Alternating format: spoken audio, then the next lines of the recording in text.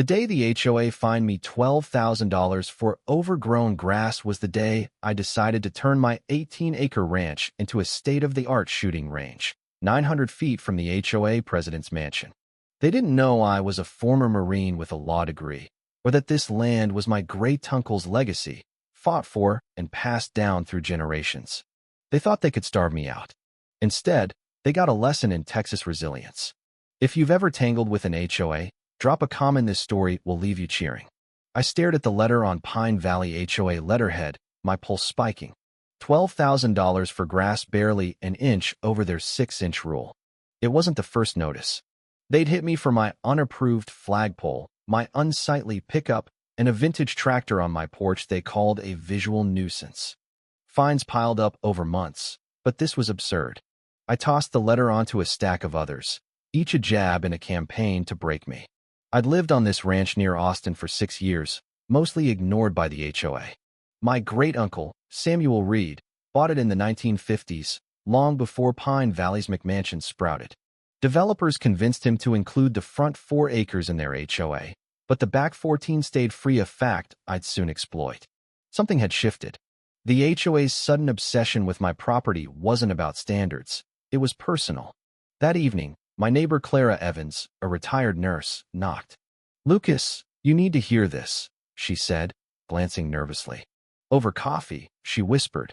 "At the last HOA meeting, Patricia Langston said they'd make your life so costly you'd have to sell." Clara's words hit like a rifle crack. Patricia, the HOA president, and her husband, Gerald, owned Langston Properties, a development firm. I spent that night scouring county records online. Buried in filings was a proposal for a high-end eco-resort, its footprint swallowing my land's lakefront view. My ranch, with its spring-fed creek, was the prize they wanted. The next evening's HOA meeting was my first in years. I wore my old dress blues, boots polished, and walked into the community center like it was a briefing room. Patricia, all pearls and power suits, froze mid-sentence when I sat front row. "Mr. Bennett," she said, her smile tight, "we're discussing landscaping concerns on Creek Road." "I'm here to discuss your harassment campaign," I replied, matching her tone. Murmurs rippled through the room. I laid out the fines, showing photos of my compliant property. I'd prepped with my law school friend, Rachel Torres, a property attorney. When I mentioned the resort, Patricia snapped. "That's unrelated to HOA business." But eyes widened among neighbors. I pressed. "Your fines target my great-uncle's land, which predates your HOA. And suggesting my military service makes me unstable?" I paused, letting her earlier jab about my background hang. "Choose your words carefully." The room stilled. Patricia backpedaled, claiming respect for veterans, but her mask slipped. As she ended the meeting, she cornered me. "If you can't pay the fines, we'll lien your property, Mr. Bennett. Nobody wants a neighbor who drags down standards." I leaned in. "You're underestimating me, MS. Langston. I know the law better than you know your bylaws." Her eyes flickered with doubt. That night, I called Rachel. "They're trying to bankrupt me out," I said. "Let's fight back." Rachel, who'd battled developers before, was all in. "They pulled this on my aunt's orchard," she said. "Meet me tomorrow." Rachel's office was cluttered with legal texts and maps. She spread my property survey across her desk. "Your front 4 acres are HOA controlled, but the back 14 are untouchable. Here's the kicker. 3 years ago, they redrew boundaries to include more of your land without proper consent. That's challengeable." We dug deeper, finding bylaws tweaked to punish non-compliant owners and a 15-year-old fraud case against Patricia, dismissed when evidence vanished. "This shows character," Rachel grinned. "Leverage." I visited Sheriff Maria Gonzalez, my great-uncle's old fishing buddy. Over diner coffee, she shared off-record intel. Other residents pressured to sell, selective noise complaints, and Gerald's ties to county officials. "Watch Gerald," she warned. "Patricia's loud, but he's cunning." Back home, I studied my land's map. The back 14 acres bordered Patricia and Gerald's estate, their glass-walled mansion and koi pond a quarter-mile away. Texas law allowed shooting ranges on unincorporated land. An idea sparked. I called Rachel to confirm legality, my Marine buddy Travis, who ran a range in San Antonio, and the county clerk for a business permit. Patricia wanted to fine me for grass? I'd see how she liked rifle reports during her yoga retreats. Filing for Reed Tactical Range was simple. I outlined a mid-sized facility for safe shooting, veteran programs, and community training, emphasizing safety and environmental protections. The clerk raised an eyebrow at the location. Family land, I said. Ours since Eisenhower. While awaiting approval, I cleared land, marked firing lanes, and rallied support. I offered free memberships to veterans and pitched the range to gun clubs. Travis brought equipment, making just enough noise to annoy. 3 days in, Patricia's BMW screeched up. "What is this?" she demanded, heels sinking in dirt. "Developing my land," I said. "Outside HOA reach." "You can't build a gun range here," she sputtered. "It's legal. Want the paperwork?" I smiled. My lawyer's thorough. The next night's emergency HOA meeting was packed. Patricia railed about dangerous noise and family safety. I countered. The range meets all regulations, operates reasonable hours, and isn't under your control. I'm here as a courtesy.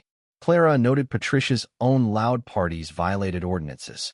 Another neighbor, Tom Rivera, asked why a safety-focused range faced more scrutiny than Gerald's unpermitted gazebo. Patricia faltered, her authority cracking. Gerald visited the next day, all charm. "Let's talk business," he said, sipping my coffee.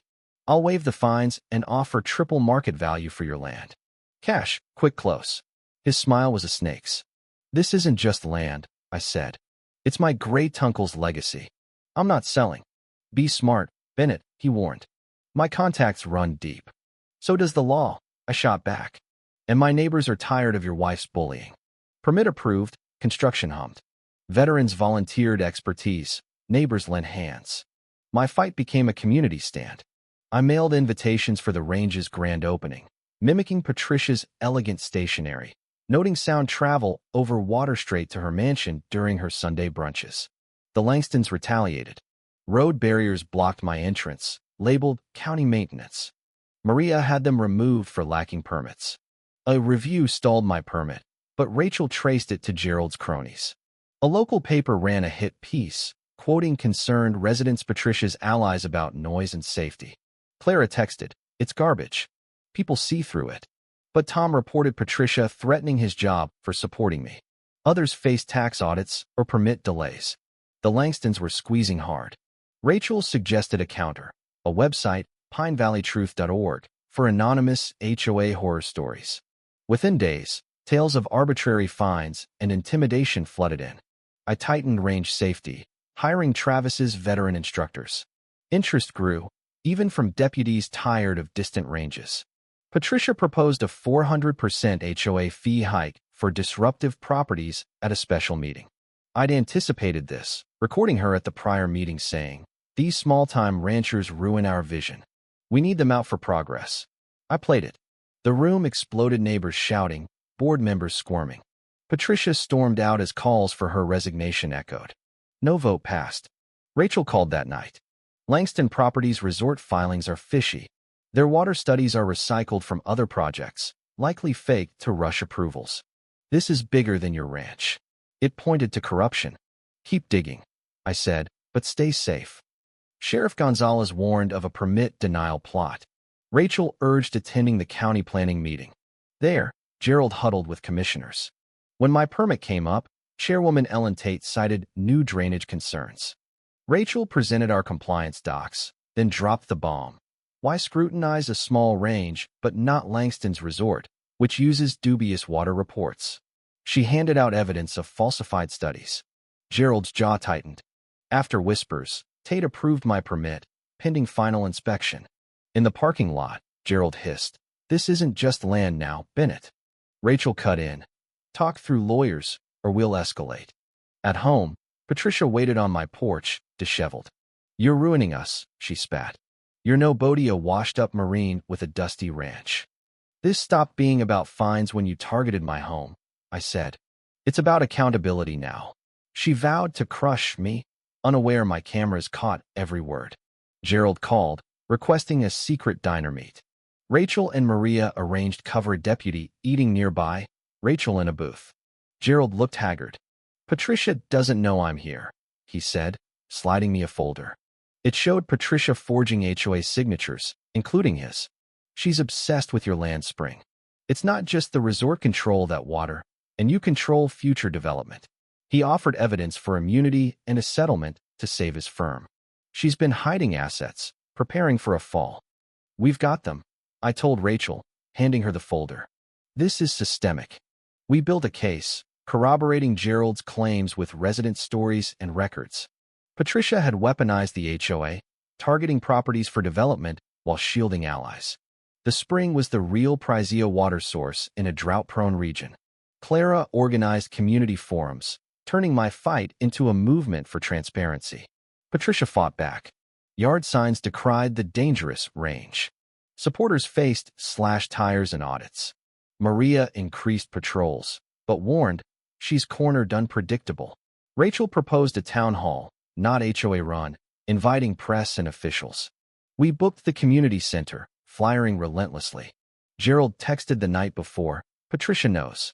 She's shredding files. Expect anything. The hall overflowed. Patricia and Gerald sat up front, her defiant, him grim. I opened, framing the fight as the community's future. Rachel presented evidence, forged bylaws, fake water studies, Patricia's intimidation. She played my porch footage, Patricia's rant shredding her facade. The crowd gasped. Residents shared years of HOA abuse. Officials squirmed as Gerald's ties surfaced.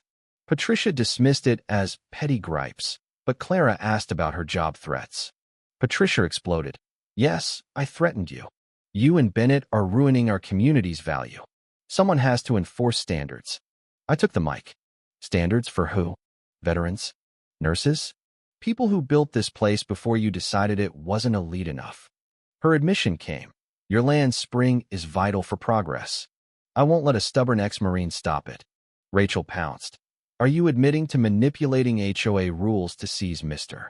Bennett's property for its water? Patricia froze, then fled, yelling about lawyers. The room voted to oust her and reform the HOA under Clara.